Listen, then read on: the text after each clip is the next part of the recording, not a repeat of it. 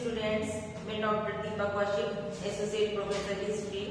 Government girls college Rajgarh. Government college के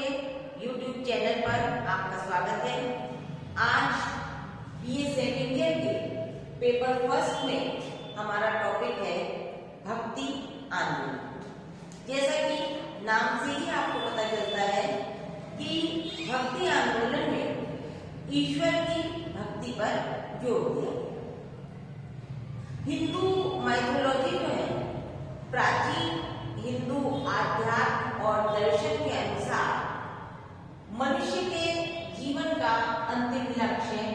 मोक्ष प्राप्ति बताया गया है और हिंदू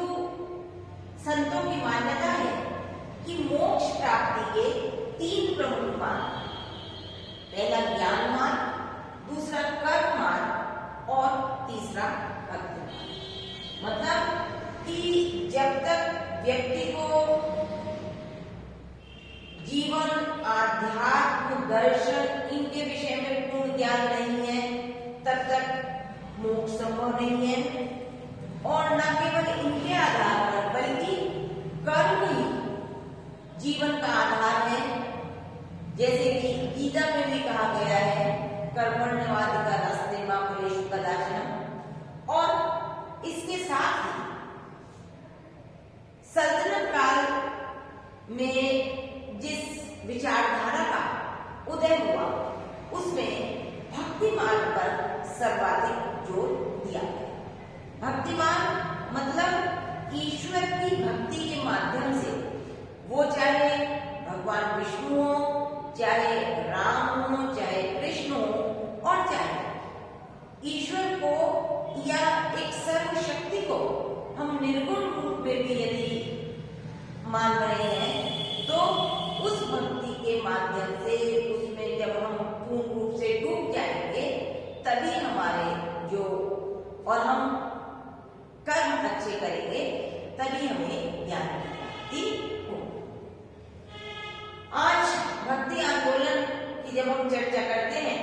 तो भक्ति आंदोलन का प्रारंभ मध्यकाल में शंकराचार्य द्वारा किया गया। शंकराचार्य जी ने जिस विचारधारा की स्थापना की, उसे अद्वैतवाद का नाम दिया गया। इनका ये मानना था कि ईश्वर की भक्ति करके ही, और ईश्वर की भक्ति के साथ साथ जब हम ज्ञान मार्ग पर चलेंगे, तो अद्वैतवाद जो होगा उसकी स्थापना होगी। और तब क्या है, इसलिए इन्होंने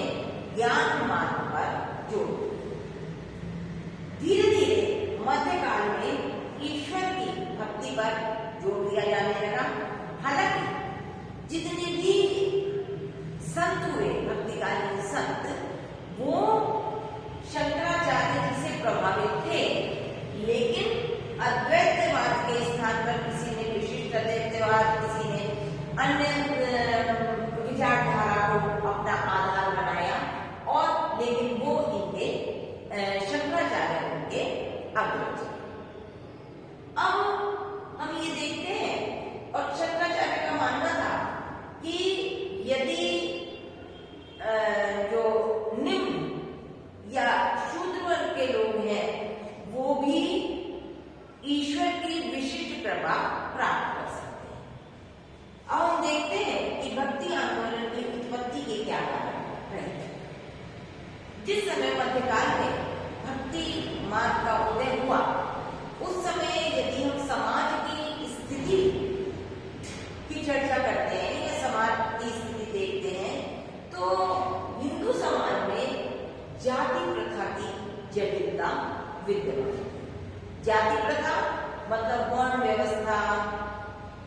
ब्राह्मण, वैश्य, शूद्र अलग अलग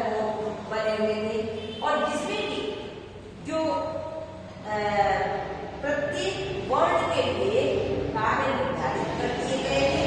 और जिसका परिणाम ये हुआ कि शूद्र लोग जो थे वो अपने को निम्न समझने लगे, और उनकी स्थिति जो थी वो काफी दयनीय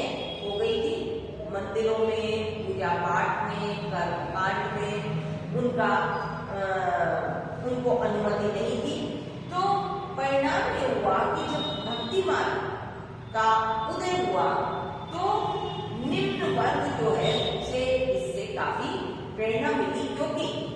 ये जो भक्तिकारी संत थे ये जाति प्रथा की जटिलता को स्वीकार नहीं करते।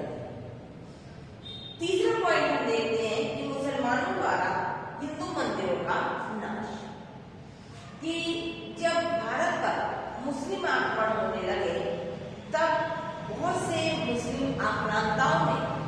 हिंदू मंदिरों, हिंदू आराधना स्थलों को क्षति पहुंचाई, जिसका परिणाम ये हुआ कि हिंदुओं का या कहना चाहिए जो निम्न वर्ग के लोग थे, जो भी समाज में अपने को निम्न मान रहे थे, हालांकि ऐसा कि अन्य धर्मों के लोग भी उन आक्रमणों से पीड़ित थे, तो क्या हुआ कि मुसलमानों द्वारा जो आक्रमण किए जा रहे थे, हिंदू मंदिरों का नाश हो रहा था, तो लोग में एक ऐसी भय का वातावरण व्याप्त हो गया था कि उन्हें लगने लगा कि यदि हम ईश्वर की भक्ति में लीन हो, ईश्वर की भक्ति करें, तो संभवतः जो हमारे धर्म का उदय हो। दूसरी तरफ कुछ इतिहासकार जिनमें कि ताराचंद व यूसुफ हुसैन साहब का नाम आता है, उनका ये मानना है कि हिंदू धर्म जब इस्लाम के संपर्क में आया तब क्या हुआ कि भक्ति आंदोलन का उदय हुआ। लेकिन ये बात जो है ये सही प्रतीत नहीं होती, क्योंकि हिंदू माइथोलॉजी में या हिंदू धर्म में प्रारंभ से ही एकेश्वरवाद कि एक ईश्वर, क्योंकि चाहे हम ईश्वर को किसी भी रूप में पुकारें, चाहे हम विष्णु के रूप में, चाहे कृष्ण के रूप में, चाहे राम के रूप में, लेकिन वो क्या हिंदू माइथोलॉजी क्या कहती है, ईश्वर एक है, सब नाम एक है। तो कि वो कहते हैं कि इस्लाम के संपर्क में आने से ऐसा नहीं हुआ कि भक्ति आंदोलन का उदय हुआ, बल्कि प्राचीन हिंदू धर्म भी एकेश्वरवाद, मूर्ति का को मानने वाला था, मूर्ति पूजा का खंडन भी करता था। वो ये कहते थे कि ये जरूरी नहीं है कि यदि हम मूर्ति स्थापित कर लें, भगवान को स्थापित कर लें, तभी हम भक्ति कर सकते हैं, लेकिन यदि हमारा कर्म, हमारा मन शुद्ध है तो क्या है, हम ईश्वर की भक्ति कर सकते हैं। तो कि एकेश्वरवाद की स्थापना, मूर्ति पूजा का खंडन और जाति प्रथा की जटिलता का भी जो हिंदू विचारक थे, हिंदू संत थे, उनके द्वारा समय समय पर विरोध किया गया। जैसे कि और हम देखते हैं कि जब बौद्ध धर्म था, जैन धर्म था, तो कुछ हिंदू जैन और बौद्ध धर्म की ओर आकर्षित हुए, लेकिन इनके मूल में भी, जैन धर्म और बौद्ध धर्म के मूल में भी क्या था, हिंदू धर्म का एकेश्वरवाद, जो क्योंकि कुछ समाज में जो विकृतियां आ जाती हैं, वो समाज के कुछ जैसे जो पंडित थे या कुछ लोग ज्यादा अंधविश्वासी रूढ़िवादी हो गए थे, उनके द्वारा इन चीजों को, कि जाति प्रथा को जटिल बना दिया गया, शूद्रों के साथ समान व्यवहार नहीं किया जा रहा था। लेकिन धीरे उनके जो हिंदू धर्म का मूल है उसमें सभी व्यक्तियों को, सभी जाति के लोगों को समान स्थान दिया गया। तो ये कहना कि हिंदू धर्म का इस्लाम के संपर्क में आना भक्ति आंदोलन के उदय का एक कारण था, ये पूर्ण रूप से सही प्रतीत नहीं। अब ये हम कह रहे हैं कि मध्यकाल में उदय हुआ, लेकिन जो भक्ति आंदोलन का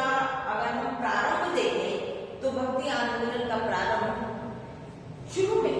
दक्षिण भारत में हुआ, और ये प्रारंभ हुआ ये मुख्यतः 5वीं से 9वीं शताब्दी में इन लोगों के द्वारा किया गया, अलवार संतों के द्वारा। इन अलवार संतों में तिरुमल भुई, पेरियालवाड़,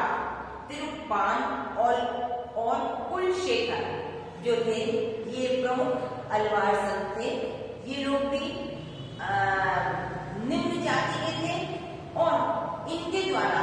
जाति पाति भेदभाव इन सब से ऊपर उठे और इनकी जो मानसिक चेतना थी, इन्होंने समाज में सुधार करने का प्रयत्न किया और ये सभी संत जो थे ये विष्णु को अपना उपासक मानते थे। तो इन अलवार संतों के द्वारा जो कि दक्षिण भारत में थे, उन्होंने एक तमिल ग्रंथ की रचना की जिसमें कि भक्ति गीतों का संकलन किया गया, जो कि नादी इरा प्रबंधक के नाम से जाना जाता है और इसके संकलनकर्ता जो थे वो नाथ मुनि थे। अब ये दक्षिण भारत में तो मैंने आपको बताया कि ये 5वीं शताब्दी से ही इसका प्रारंभ हो गया था, लेकिन धीरे धीरे ये दक्षिण भारत से उत्तर भारत की ओर विस्तृत होने लगा और मध्य युग में के आते आते इसका प्रभाव बहुत ज्यादा बढ़ गया। यदि हम उत्तर भारत के प्रमुख भक्ति आंदोलनकर्ताओं